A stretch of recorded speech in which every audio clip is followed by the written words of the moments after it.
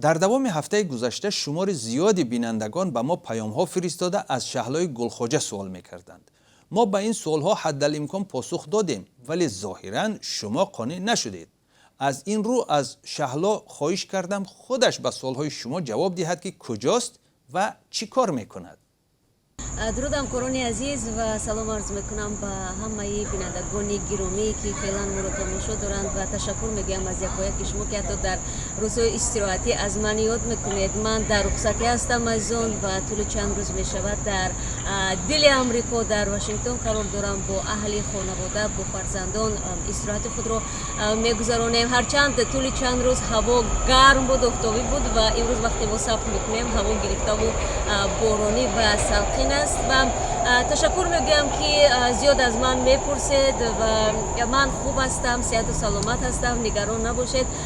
در برابر اون که من در استراحت هستم البته از خبرها و از برنامه ها دور نیستم. تلاش میکنم با دست دادن امکانیت به بعضی از کامنت های شما هم پاسخ بنویسم و البته در این روزها که برای من شما از هر گوشه های دنیا و از تاجیکستان نوار میفرستید، من تلاش میکنم در دست همکارانمون برسانم تا برای شما از آن در برنامه ها پخش کنند.